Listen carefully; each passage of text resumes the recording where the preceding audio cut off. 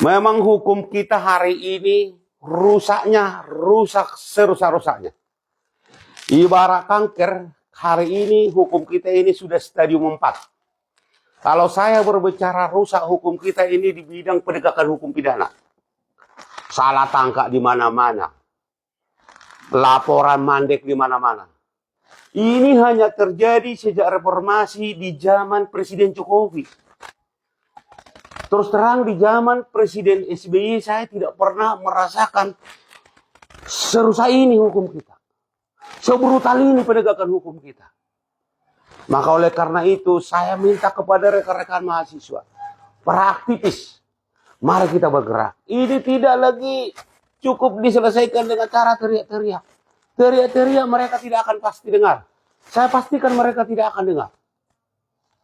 Ya, coba Bapak Ibu bayangkan. Ada di Padang, ada di Jakarta, ada di Cirebon, ada di Medan. Soal laporan mandek ini yang memang betul-betul sangat meresahkan pencari keadilan.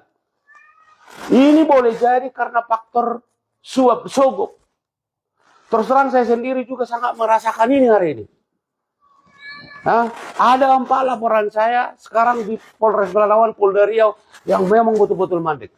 1 saya laporkan di Maret 2023, 1 November 2023, 1 lagi ada di Januari 2024. Ya kan? Ini yang ironi nih. Laporan pencurian mobil atau penggelapan mobil. Pelakunya sudah ditangkap dari Jakarta. Tapi begitu ditangkap di Jakarta, tentunya ditangkap kan sudah ditetapkan tersangka. Sampai di Pelalawan dinyatakan tidak cukup bukti untuk menetapkan tersangka. Padahal ini pakai biaya loh. Korbannya ini pakai biaya untuk mengejar pelaku ini ke Jakarta. Nah, perkara saya yang saya laporkan di 2023 tentang penggelapan pembobolan asuransi. Bukti-buktinya semua lengkap. Katanya sudah ditetapkan tersangka, tapi sampai hari ini belum ada penangkapan terhadap pelaku. 1 lagi yang saya laporkan di November 2023.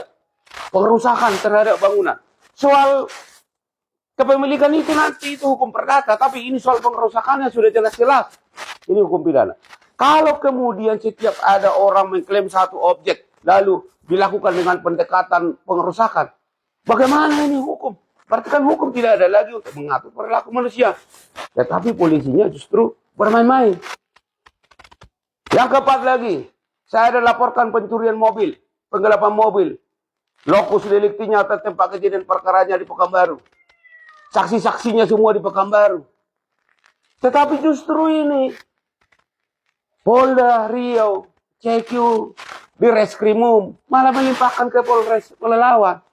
Ini kan bertentangan dengan kewenangan relatif. Kewenangan relatif itu mensyaratkan pemeriksaan terhadap perkara itu dilakukan di tempat di mana terjadinya peristiwa pidana itu. Ini semua saksi-saksinya di Pekanbaru, terlapornya di Pekanbaru, kejadian perkaranya di Pekanbaru. Tapi dilimpahkan ke Polres Pelalawan. Ini yang saya curigai, ada upaya untuk mempersulit, ada upaya untuk mempermainkan. Maka oleh karena itu sekali lagi saya minta kepada rekan-rekan mahasiswa, para aktivis, para media, supaya kita